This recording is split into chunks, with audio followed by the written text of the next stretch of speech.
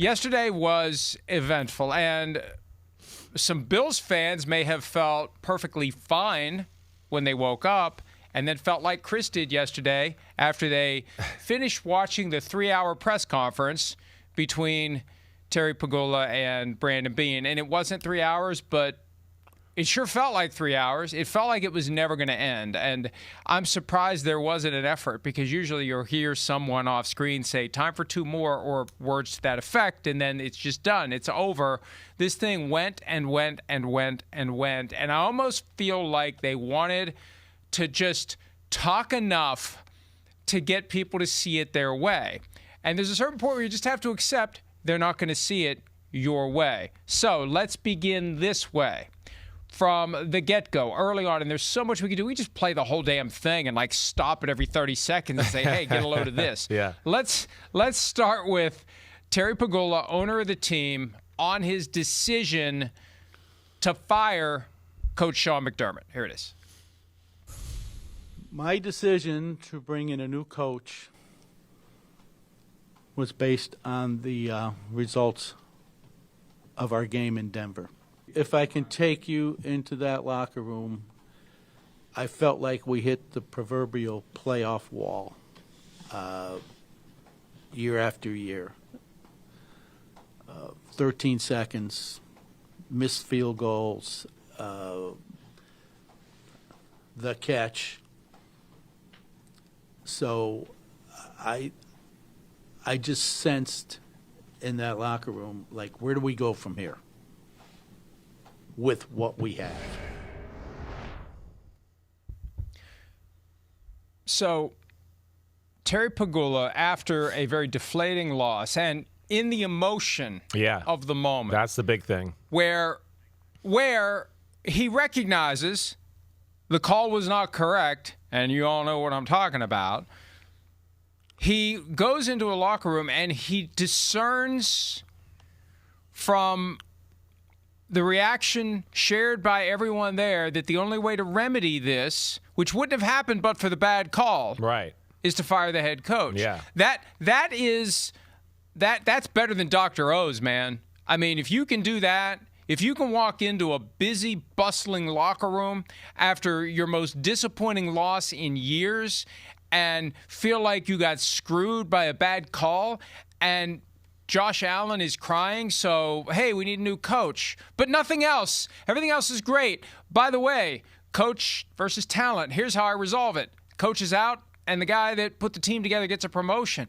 That's just, hey, maybe he's right, but that's a skill level that he's not using properly if he's not like walking into rooms more often and reading the room and making snap decisions. I feel like that, and I'm being sarcastic with all of this, it's an irresponsible way to run a professional sports operation, to make a snap judgment like that in that moment, right. and to think that you're right, that this is what needs to be done. And maybe it did need to be done, but that's not the way you make that decision. No, definitely not the way you articulated at the press conference, right? It seems irrational. It seems just emotional. That's the problem.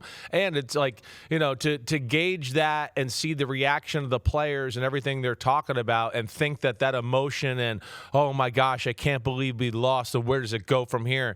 To think that the players are thinking it's a McDermott issue, that to me doesn't line up either. I mean, we've already heard enough players that have already been like, what? I mean, they can't believe Sean McDermott's not there anymore. So, yeah, that's where it's a little odd. And something with Sean McDermott, for a guy that's been there as long as he has, done so many great things there in Buffalo, you would think that within that relationship, it'd be one where you go, wait, I may be emotional right after the game, and I'm going to fire this guy. But you would like to think a smart guy like Terry Pegula, and then the history that backs up his relationship with McDermott, that he go, let me sleep on it. Let me sleep on it 2 nights, right? This is a big decision. This is a good, really, really good football coach. And I think that's where, like, when he start off a press conference like that, it's almost like, okay, hold on, let me perk up, because there's going to be some other interesting things coming along here, because that didn't necessarily make sense to any of us out there who have been around sports and especially watched the NFL forever and ever. And I want to give a ton of credit to the reporters who were there asking the questions. They did not tiptoe. They served properly and fully their role as the liaison for the fans. And I suspect there's plenty of fans. Now, the fans are very loyal to the Bills. Yeah. But, hey, man, I just wrote a check for $10,000 for a PSL to your new stadium, and I want to feel like not just that we made the right decision, I want to feel like the right person is in charge of the organization. I think it was a combination of those things if you're a Bills fan. Number one, I've got a curiosity here as to why Sean McDermott is gone and why Brandon Beane is promoted. Second of all, I got a curiosity as to whether or not the person who ultimately is standing there with the hands on the ship's steering wheel is the right person to be steering the ship, or are we just going to have one problem after another as we try to parlay Josh Allen's talents into a Super Bowl win? I mean, that's what this is all about. The clock is ticking on Josh Allen's career. Yes, maybe he's got another 10 years. Well, okay, but he's already had 8. At some point, he's getting past his prime. Yeah. You've got a finite number of chances, Right. and there's only one per year. What do you got, 4 more? You got 5 at the most? With Josh Allen in his full powers, at some point he's going to begin to diminish. Yeah. Wait, let's just be realistic about Definitely. that. How can you so not? Right. You don't have many. You don't have many more chances, and this is all about an urgency that I think is going to potentially be detrimental there, because this is a manifestation of the desperation. I feel like that's what this is, and I don't think it's going to make it any easier for them to get to where they're trying to go because they gave into that sense of urgency. Yeah. Well, they tore down something of known where we go, whoa, it's pretty good, and now we've torn it down for the unknown and where that's going to go. And we've torn down what was known, right, by Sean McDermott and all what he can bring to the table. And within tearing that down, I think there's a lot of people that go, wait, he's the part that's going down? That doesn't make sense. He's kind of one of the strengths. So I think that's where we're going into an unknown era. And like you said, it's Josh Allen that is starting the downslope of his prime. I mean, let's be serious. Yeah, he might play 10 more years, but, in another 3 or 4 years, is he going to be able to scramble around and call quarterback runs and jump over people and do all that stuff in year 12 and 13 of his career? I don't think so. He might be able to move a little bit. I get that.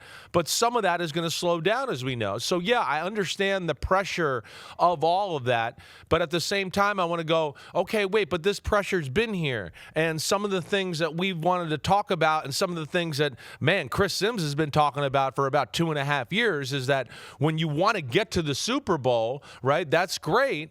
And there's people like me and most of the league that goes, yeah, it's a Super Bowl quarterback and it's a Super Bowl head coach.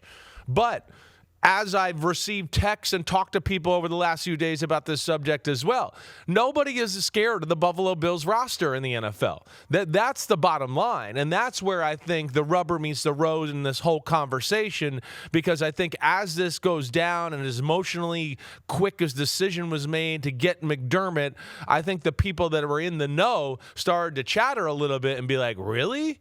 He's talking to Johnny Media and whoever else, he's getting fired? I mean, let's look at the Bills roster compared to some of the other teams that have won Super Bowls and have been in the Super Bowl, and it doesn't really compare or quite measure up to that. And I think that's where somebody like me is like, wow, I can't believe they did McDermott like that quickly. The decision was made just like that right after the game and all that. That's where it just doesn't line up for people in football.